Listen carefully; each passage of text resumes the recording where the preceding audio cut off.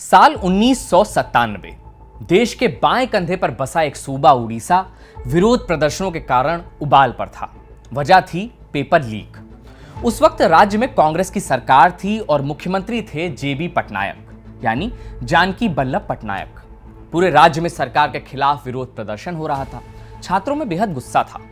उड़ीसा की राजधानी भुवनेश्वर में इसी पेपर लीक के खिलाफ छात्र विरोध कर रहे थे। बीजेपी से जुड़ा छात्र संगठन एबीवीपी यानी अखिल भारतीय विद्यार्थी परिषद भी इस आंदोलन में शामिल था। छात्रों का बड़ा हुजूम सरकार से अकाउंटेबिलिटी की मांग करते हुए सचिवालय के सामने धरने पर बैठ गया। प्रदर्शन करते युवाओं और पुलिस के बीच झड़प हुई और कुछ देर बाद पुलिस ने इन प्रदर्शनकारियों पर लाठीचार्ज कर दिया। उड़ीसा पुलिस के इस लाठीचार्ज में एक नौजवान को जोरदार लाठी लगी और वह घायल हो गया। वह नौजवान इस प्रदर्शन का नेतृत्व कर रहा था। उस नौजवान का नाम था धर्मेंद्र प्रधान। इसी एक घटना के बाद रातों रात धर्मेंद्र प्रधान उड़ीसा की राजनीति में बीजेपी के नौजवान नेता के तौर पर पहचाने जाने लगे।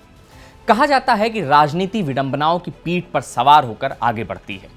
जिस धर्मेंद्र प्रधान ने 1997 में पेपर लीक के खिलाफ विरोध प्रदर्शन किया और नेता बने, उस घटना के 29 साल बाद उन्हीं धर्मेंद्र प्रधान को पेपर लीक की वजह से ही इस्तीफा देना पड़ा।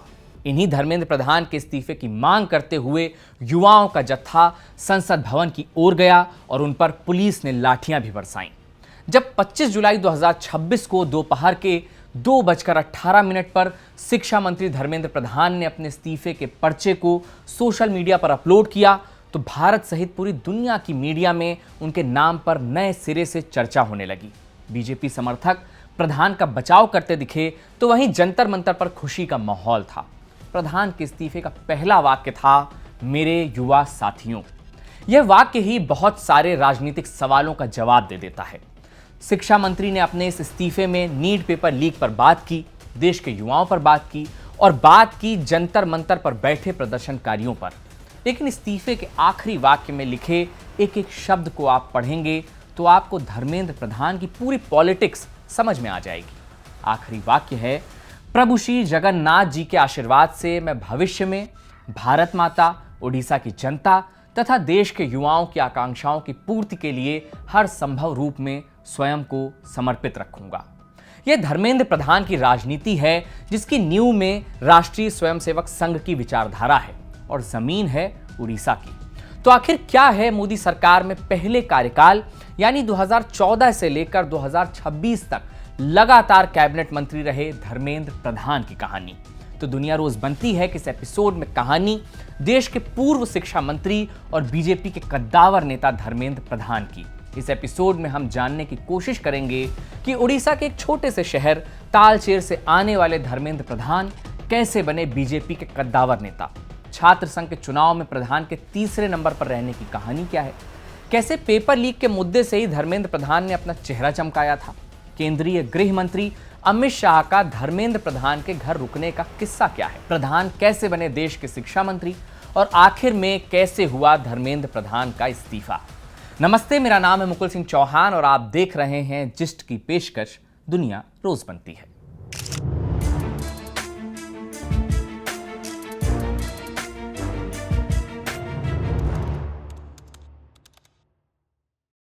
उन्नीस सौ 90 के दशक का आखिरी साल चल रहा था। उस समय उड़ीसा में कांग्रेस की सरकार हुआ करती थी। लोग बताते हैं कि उस दौर के उड़ीसा में हर महीने पेपर लीक की खबरें आती थीं। उन दिनों भुवनेश्वर की सड़कों पर एक मुहावरा चलता था कि यह डिकेड ऑफ क्वेश्चंस लीक है, यानी यह क्वेश्चन पेपर लीक का दशक है। 1997 के जुलाई महीने में 12वीं का पेपर लीक हुआ और इसी के खिलाफ धर्मेंद्र प्रधान के नेतृत्व में एबीवीपी के कार्यकर्ताओं ने सचिवालय के सामने प्रदर्शन किया। इस प्रदर्शन में भयानक लाठीचार्ज हुआ जिसमें धर्मेंद्र प्रधान को बहुत चोट आई।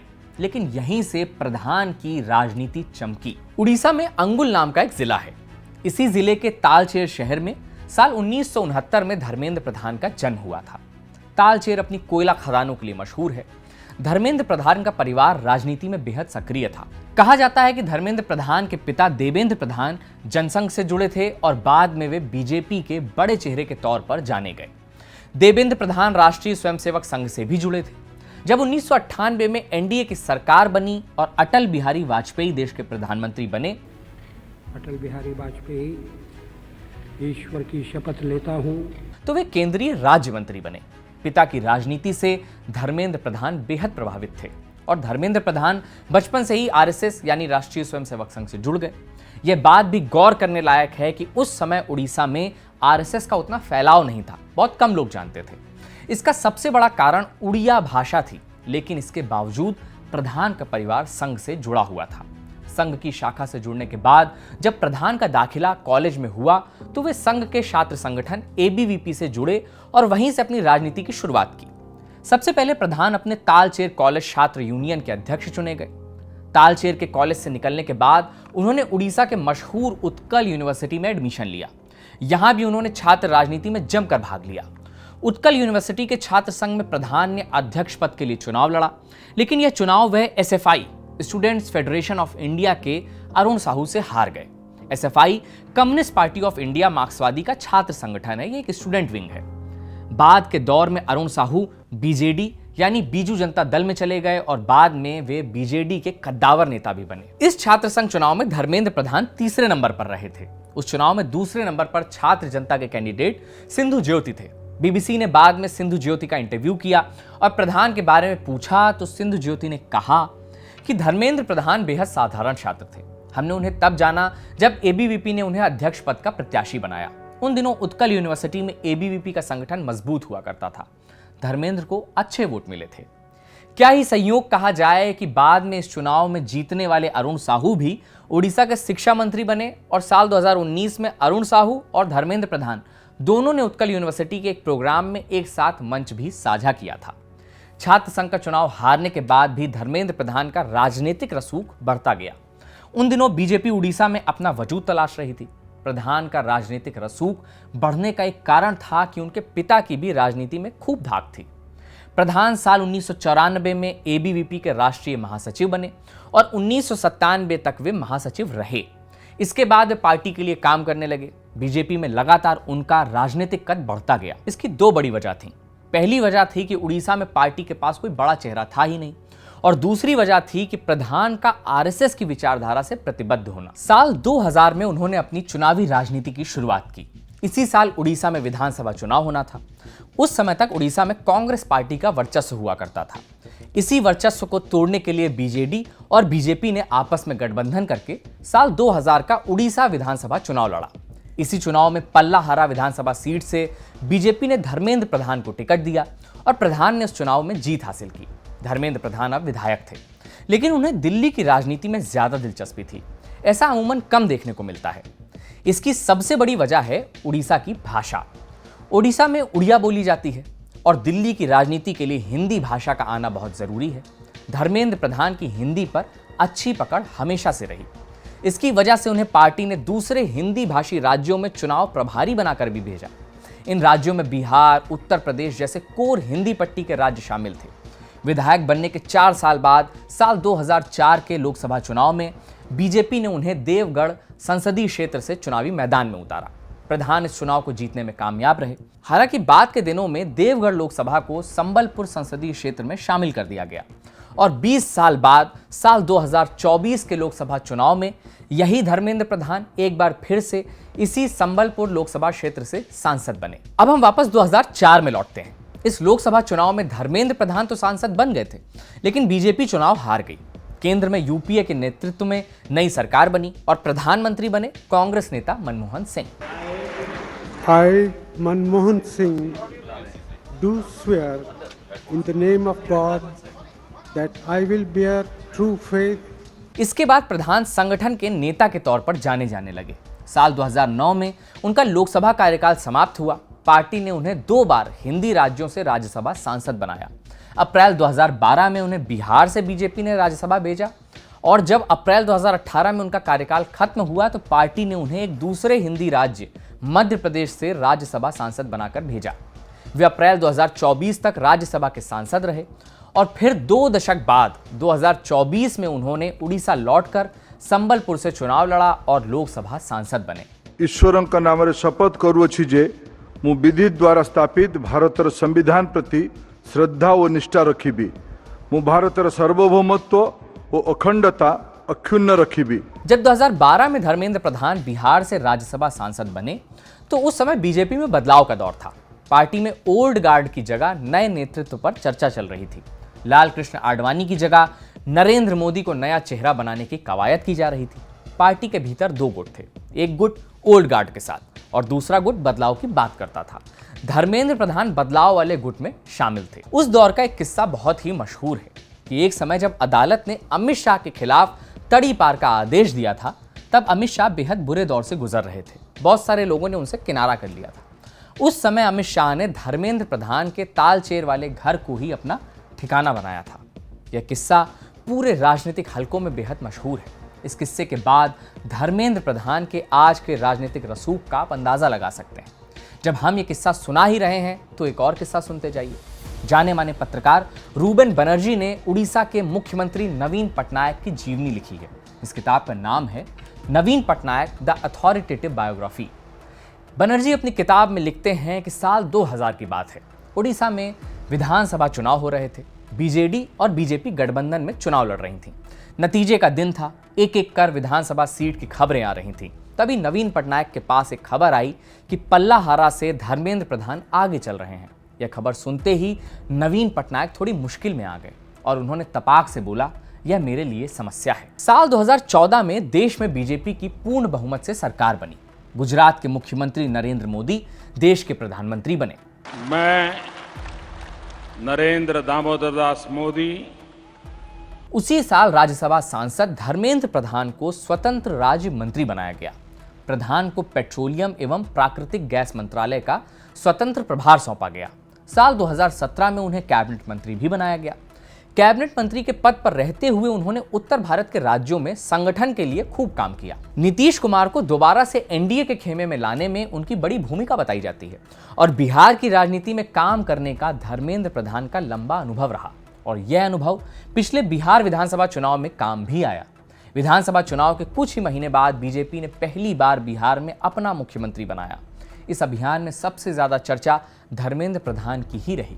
प्रधान तब कैबिनेट मंत्री थे। प्रधान इस पद पर जुलाई 2021 तक रहे। यह एक तरीके से रिकॉर्ड कार्यकाल था क्योंकि आजादी के बाद कोई भी नेता इस पद पर इतने लंबे समय तक यानी 7 साल तक रहा ही नहीं। इसी कार्यकाल में देश की सबसे चर्चित प्रधानमंत्री उज्ज्वला योजना भी लागू की गई और इस योजना में 34 महीनों के भीतर 7 करोड़ से अधिक परिवारों को गैस कनेक्शन मुहैया कराया गया। इसके बाद साल 2021 में प्रधान को शिक्षा मंत्री का पद दिया गया और वे कुछ दिन पहले तक यानी 25 जुलाई 2026 तक इस पद पर बने रहे। प्रधान एक तरफ तो दिल्ली की राजनीति कर रहे थे, लेकिन उन्होंने अपने राज्य उड़ीसा में भी अपनी जमीन बनाए रखी। कहा जाता है कि केंद्र में मंत्री बनने के बाद भी हर शनिवार रविवार को धर्मेंद्र प्रधान उड़ीसा में ही बिताते थे, यानी उनके वीकेंड्स उड़ीसा में ही बीत रहे थे।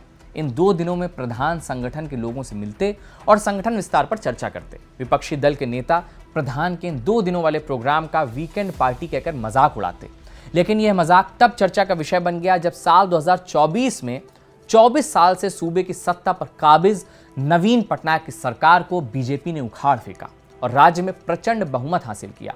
और यह बहुमत केवल विधानसभा चुनाव में ही नहीं था, उसी साल होने वाले लोकसभा चुनाव में भी बीजेपी ने उड़ीसा की 21 सीटों में से 20 सीटें जीती। यह जीत अभूतपूर्व थी। इस जीत के बाद धर्मेंद्र प्रधान उड़ीसा में बीजेपी का सबसे बड़ा चेहरा बन चुके थे।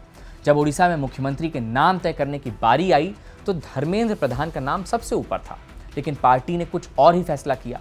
मुख्यमंत्री बने शेड्यूल्ड ट्राइब से आने वाले मोहन चरण मांझी और धर्मेंद्र प्रधान केंद्र में फिर से शिक्षा मंत्री बने। धर्मेंद्र प्रधान के शिक्षा मंत्री बनने के बाद उन पर आरएसएस की विचारधारा को देश की शिक्षा व्यवस्था में जबरन थोपने का आरोप भी लगा। एनसीईआरटी की किताबों में मुगल साम्राज्य को लेकर कई चैप्टर्स जोड़े और हटाए गए। साथ ही 1975 की इमरजेंसी को भी सिलेबस में शामिल किया गया। ये मुद्दे लंबे समय तक देश में बहस का विषय बने रहे। साल 2024 प्रधान को शिक्षा मंत्री बने करीब 3 साल हो चुके थे। तभी देश में नीट यूजी के पेपर लीक की खबर आई। देश में विरोध प्रदर्शन हुए, लेकिन सुप्रीम कोर्ट के दखल के बाद मामला शांत हो गया। करीब 2 साल बाद साल 2026 के मई महीने की 3 तारीख को एक बार फिर नीट यूजी का एग्जाम हुआ। पेपर लीक की खबर आई और एनटीए और शिक्षा मंत्री धर्मेंद्र प्रधान एक बार फिर से विवादों में घिर गए। कुछ ही दिन बाद सुप्रीम कोर्ट के चीफ जस्टिस सूर्यकांत के विवादित बयान की वजह से बनी सोशल मीडिया फिनोमिना कॉकरोच जनता पार्टी ने इस मुद्दे को अपना मुख्य मुद्दा बनाया और शिक्षा मंत्री धर्मेंद्र प्रधान के इस्तीफे की मांग पर अड़ गए। 20 जून 2026 से दिल्ली के जंतर मंतर पर सीजेपी ने धरना शुरू किया। इसके 8 दिन बाद यानी 28 जून को इस धरने में मशहूर एनवायरमेंटलिस्ट सोनम वांगचुक शामिल हुए और वे आमरण अनशन पर बैठ गए। इसके बाद यह आंदोलन बड़ा होता गया। 20 जुलाई को आंदोलनकारियों ने संसद मार्च का ऐलान किया और उसके 2 दिन पहले सोनम वांगचुक को जंतर मंतर से उठाकर सफदरजंग हॉस्पिटल में शिफ्ट कर दिया गया। इन 2 वजहों से प्रोटेस्ट और बड़ा हो गया। 20 जुलाई को पुलिस ने आंदोलन में शामिल युवाओं पर लाठियां बरसाईं। इसके बाद सरकार और सीजेपी के प्रतिनिधियों के बीच बातचीत नए सिरे से शुरू हुई। सीजेपी के प्रवक्ता शिक्षा मंत्री धर्मेंद्र प्रधान के इस्तीफे की मांग पर अड़े रहे। धर्मेंद्र प्रधान का इस्तीफा देगा तो देगा ही देगा, उसके दिए बिना यहां से हिलेंगे नहीं हम। 25 जुलाई 2026 को दोपहर करीब 2:18 पर सोशल मीडिया अकाउंट एक्स पर धर्मेंद्र प्रधान ने एक ट्वीट किया। इस ट्वीट में 2 पेज चस्पा थे। यह इस्तीफे का कागज था जो धर्मेंद्र प्रधान ने शेयर किया था। कुछ घंटे बाद इसे स्वीकार कर लिया गया और धर्मेंद्र प्रधान शिक्षा मंत्री से पूर्व शिक्षा मंत्री हो गए। लेकिन शिक्षा मंत्री के इस्तीफे के बाद भी पार्टी के भीतर धर्मेंद्र प्रधान की साख बरकरार है। तो ऐसा मान लेना कि प्रधान का राजनीतिक सूर्य अस्त हो चुका है एक बड़ी भूल होगी। अब हम कैलेंडर के अगले कुछ पन्नों पर नजर टिकाकर रखनी होगी और देखना होगा कि प्रधान की राजनीति किस ओर जाती है। दुनिया रोज बनती है किस एपिसोड को लिखा था हमारे साथी शुभम ने। आपको एपिसोड कैसा लगा हमें कमेंट करके जरूर बताइए और साथ में यह भी बताइए कि आप किन किन किरदारों की कहानी हमसे जानना या सुनना चाहते हैं। वीडियो को प्यार दीजिए, लाइक करिए, कमेंट करिए, चैनल को सब्सक्राइब करिए। बहुत बहुत शुक्रिया।